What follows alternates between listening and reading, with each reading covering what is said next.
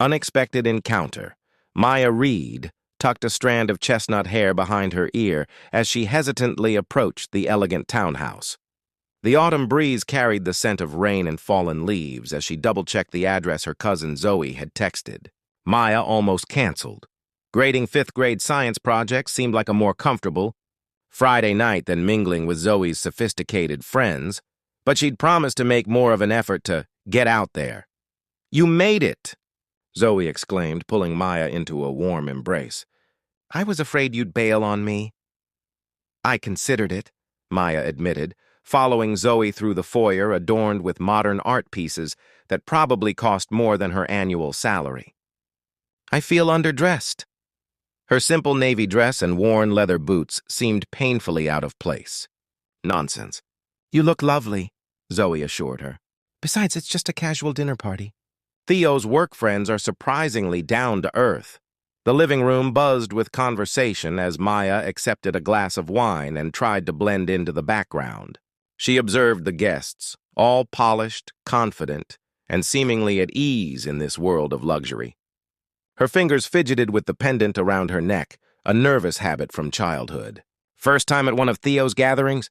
Maya turned to find a man beside her, his voice a gentle rumble that somehow cut through the ambient noise. He wasn't conventionally handsome, but there was something magnetic about his warm hazel eyes and the slight quirk at the corner of his mouth. "Is it that obvious?" Maya asked with a self-conscious laugh. "Only because you're actually looking at the books instead of pretending to," he replied, nodding toward the bookshelf she'd been examining. "I'm Nate, by the way. Nate Chen." "Maya Reed. I teach science to fifth graders, which means I spend most days explaining why eating glue isn't a good life choice." Nate's laugh was genuine. "Sounds more meaningful than most jobs in this room, mine included." As dinner was served, Maya found herself seated across from Nate. While others discussed stock portfolios and vacation properties, they slipped into a conversation about childhood tree houses and favorite constellations. There was an ease between them that Maya hadn't experienced in years. "What do you do?" she finally asked, realizing she knew nothing about his professional life. "I solve problems," Nate answered vaguely. "Mostly for tech companies that have backed themselves into corners." "A digital firefighter," Maya suggested. "Something like that." His eyes crinkled when he smiled. "Less heroic than teaching the next generation, though." As the evening progressed, Maya found herself forgetting about her insecurities. Nate listened, really listened, when she spoke about her students' curiosity and her dreams of creating a community garden at her school. There was no pretension in his questions, just authentic interest. When it was time to leave, Nate walked her to the door. "I enjoyed talking with you, Maya," he said, his voice softening. "Would it be too forward to ask if we might continue our conversation sometime?" Maya felt a flutter of warmth in her chest. "I'd like that." They exchanged numbers, their fingers brushing briefly.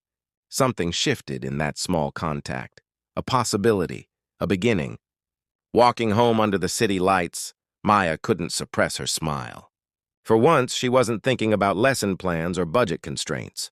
Instead, her mind wandered to hazel eyes and conversations about stars. Little did she know that Nathaniel Chen wasn't just any consultant, but the founder of Horizon Systems, a technological empire that had revolutionized renewable energy implementation across 3 continents. Hidden truths. Maya's classroom buzzed with activity as her students worked on building miniature solar systems, their faces scrunched in concentration.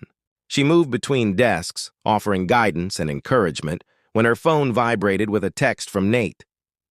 "Coffee this afternoon? I know a quiet place near your school." 3 days had passed since the dinner party, and they had exchanged messages that gradually evolved from polite to playfully teasing. Maya smiled, quickly typing her agreement before returning to a student struggling with Neptune's position. After school, Maya found Nate waiting outside a cozy cafe tucked between a bookstore and a vintage record shop. He wore simple jeans and a gray sweater that somehow looked effortlessly sophisticated on him. "How did you know about this place?" Maya asked as they settled at a corner table. "It's been my secret hideout for years." "Lucky guess," Nate replied with a mysterious smile, though I suspect great minds think alike when it comes to places with character. Their conversation flowed easily, jumping from books to travel dreams to childhood memories.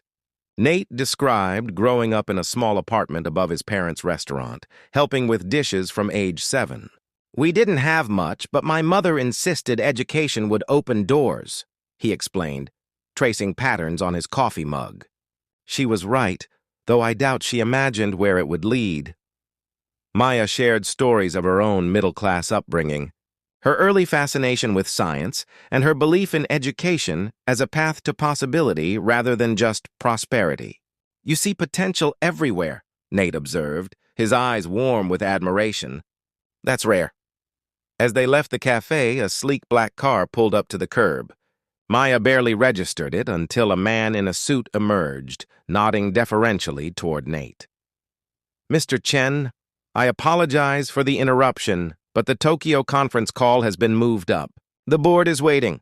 Maya's brow furrowed in confusion as Nate's expression shifted to one of resigned frustration. "I need to take this," he said apologetically. "I'm sorry to cut our time short." "It's fine," Maya assured him, though questions bubbled beneath her calm exterior. "I should get home to grade papers anyway." That evening, curiosity got the better of her. Maya typed Nathaniel Chen into her laptop's search bar, expecting to find a LinkedIn profile or company webpage. Instead, her screen filled with news articles, interviews, and images of Nate in business attire, speaking at global summits. Nathaniel Chen, the visionary reshaping clean energy, read one headline. Horizon Systems CEO donates $50 million to climate research, proclaimed another. Photo after photo showed the man she'd been texting, the man who'd listened so intently to her modest dreams of a school garden, as one of the world's most influential billionaires. Maya closed her laptop, feeling suddenly small. No wonder the dinner party guests had seemed impressed when Nate had focused his attention on her. She'd been completely oblivious, chatting about classroom anecdotes with someone who probably discussed global policy with world leaders. Her phone chimed with another text from Nate. "Dinner tomorrow? I promise no interruptions this time." Maya stared at the message, her thumb hovering over the keyboard. Part of her wanted to retreat, to protect herself from inevitably feeling inadequate in his world. But another part remembered the genuine connection they'd shared, how present he'd been in their conversations. After a long moment, she typed back, "I think we need to talk about who you really are first." Worlds apart. The restaurant Nate chose was neither ostentatious nor intimidating, a small Italian place with checkered tablecloths and candles in wine bottles. Yet Maya felt tension coiling within her as she approached their table. "You found me out," Nate said simply when they were seated, no pretense in his voice. "I should have been up front from the beginning." "Why weren't you?" Maya asked, trying to keep accusation from her tone. Nate's fingers tapped lightly against his water glass. "Because when I met you, you looked at me like I was just a person.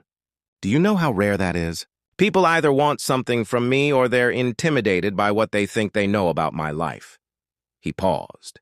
"With you, I was just Nate, not a CEO or a net worth or a potential investor." Maya understood the appeal of anonymity, but doubt lingered. "We're from completely different worlds, Nate. You build empires. I build papier-mâché volcanoes. And which one brings more joy?" he challenged gently. Their conversation was interrupted when a couple at a nearby table recognized Nate. Whispers spread through the restaurant, and soon Maya felt the weight of curious stares. When the waiter became nervously attentive, constantly refilling their water glasses and checking on them every few minutes, the evening's comfortable atmosphere evaporated. "This is part of your reality, isn't it?" Maya observed quietly. Nate nodded, resignation in his eyes. "Unfortunately, but it doesn't define everything." Later that week, Nate invited Maya to a charity gala, an opportunity, he said, to show her a glimpse of his world. Despite her reservations, Maya accepted, borrowing a midnight blue dress from Zoe. The ballroom gleamed with crystal chandeliers and wealthy patrons. Maya felt like an imposter as Nate introduced her to entrepreneurs, politicians, and celebrities whose names she recognized from headlines. Everyone wanted Nate's attention. Everyone had an agenda. "Nathan, darling." A willowy woman with perfectly styled blonde hair approached them. "I've been trying to reach you about the Foundation's new initiative." Her gaze flicked dismissively to Maya. "And you are—" "Maya Reed," she answered, extending her hand. "I teach 5th grade." "How quaint," the woman replied with a practiced smile that didn't reach her eyes.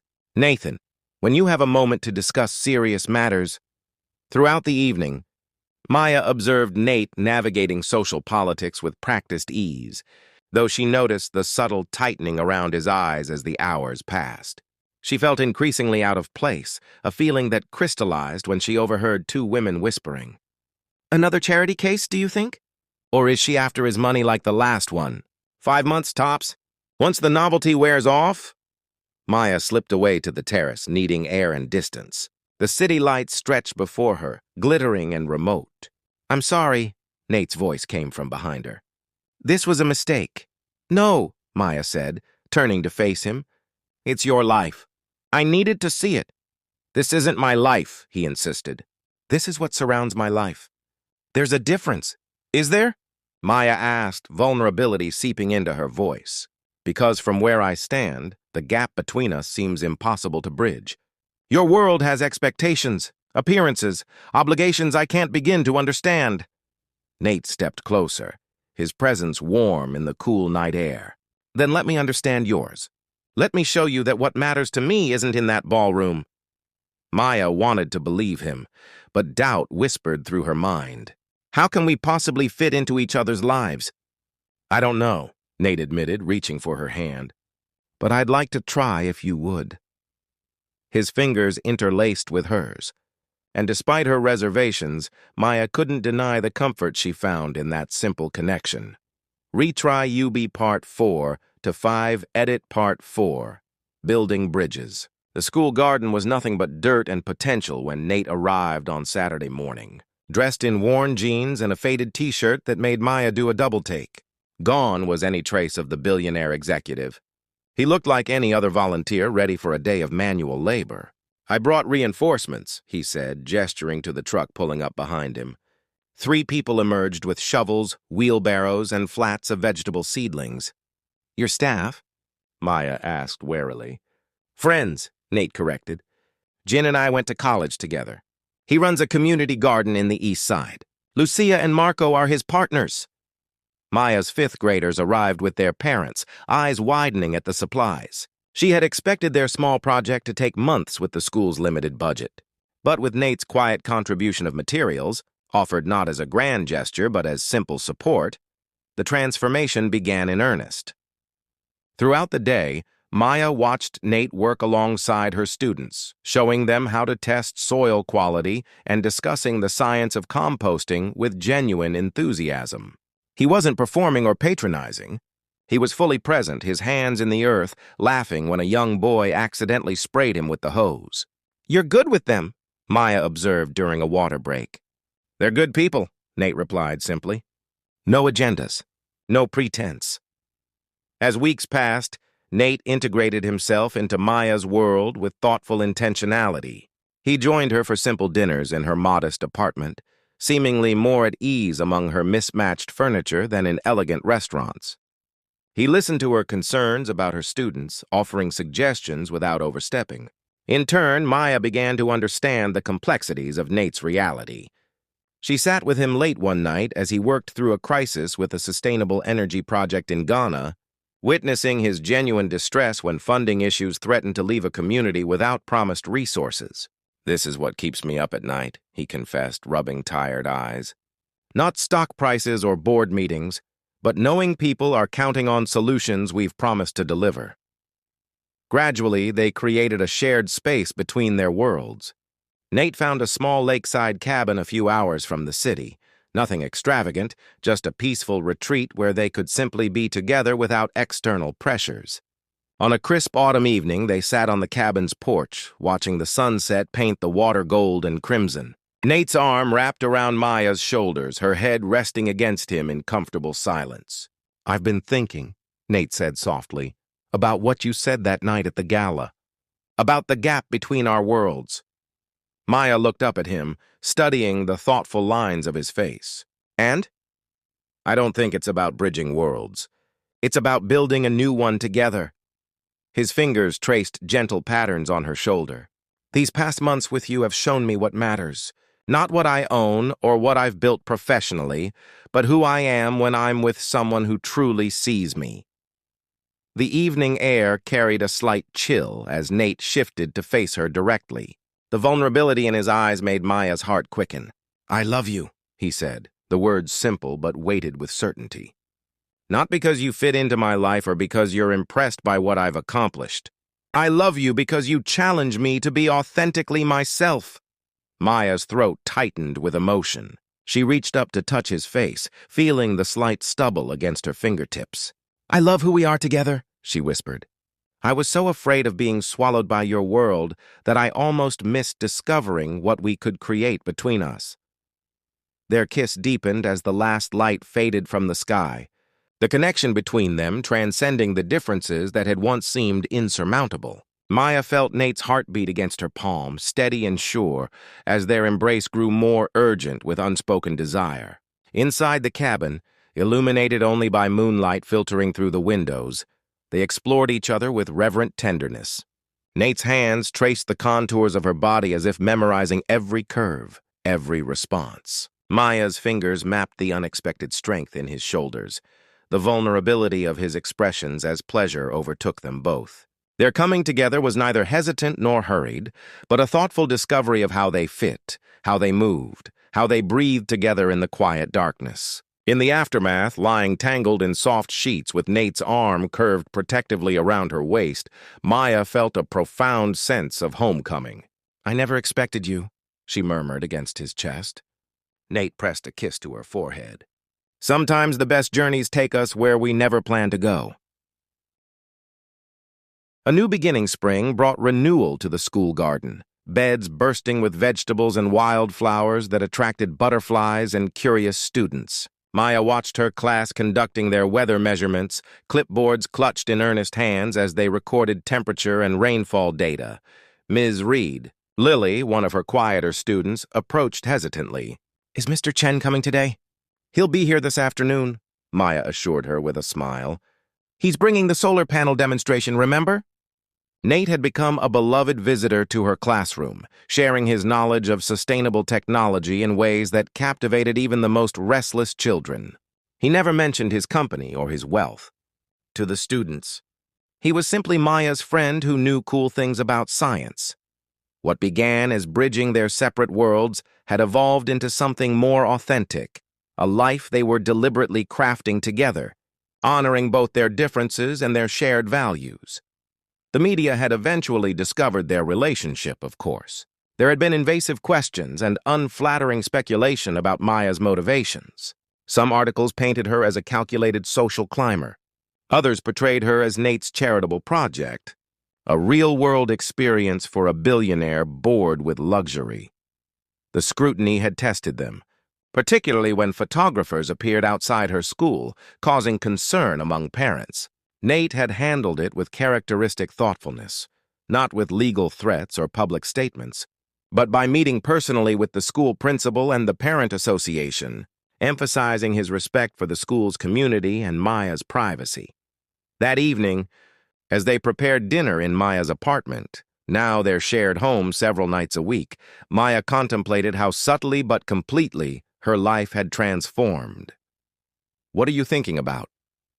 Nate asked, catching her distant expression as he chopped vegetables.